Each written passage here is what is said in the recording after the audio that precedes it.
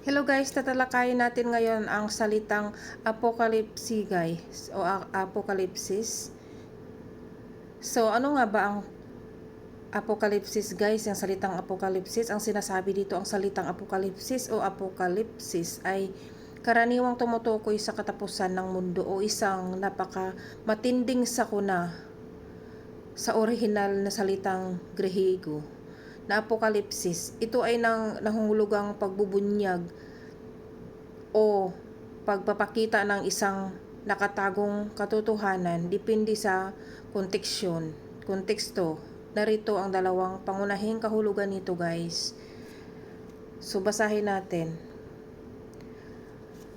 Una ay relihiyon at panitikan, aklat ng pahayag. Ito ang huling aklat sa bagong tipan ng Biblia. Tinatawag ding apokalipsis. Ito ay puno ng mga simbolo at pangitain tungkol sa huling paghuhukom, labanan ng mabuti at masama, at ang pagtatagumpay ng Diyos. Panitikang apokaliptiko, mga sinaunang kasulatan ng mga Hudyo at Kristiyano 2000 BC hanggang AD 150 na gumagamit ng simbolismo para ilarawan ang katapusan ng mundo o mga plano ng Diyos. Number 2 guys, dito sa number 2, sa kulturang popular DC Comics, kung ang tinutukoy mo ay apocalypse, may litrang O at S sa dulo. Ito ay isang kathang-isip na planeta sa DC Comics na pinamumunuan ng kontrabida na si Darkseid. Kilala ito bilang impyernong planeta na puno ng apoy, kumukulong lava at pinatatakbo gamit ang mga fire pits. Ang mga naninirahan dito ay ang mga walang awang nilalang na naghahangad sakupin ang Saninokob.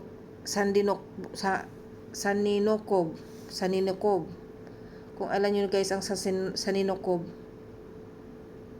Gusto mo bang malaman at iba't ibang teritorya o hula tungkol sa katapusan ng mundo? Ayan guys, so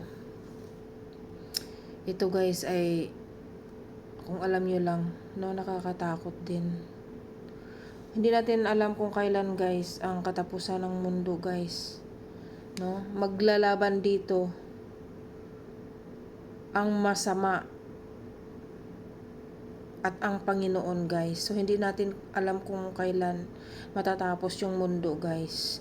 So ipag-pray natin lahat nga siyempre ang kapangyarihan ni Lord ay talagang makapangyarihan sila sa mundo guys. Huwag nating hayaan nga mananaig ang mga kasamaan dito sa mundo. So tulungan natin ang ating sarili para tayo ay mapanalo natin ang Panginoon, no?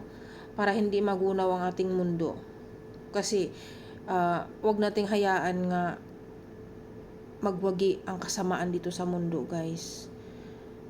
Ayan ang nakalagay diyan. So ako mahilig kasi akong magsaliksik sa mga sinauna or sa mga parating na mga guys dito sa mundo, kasi may nagsabi nga 2007, 2008 hanggang 30 ay mangyayari ang apocalypse daw. So yan, hinahanap ko ang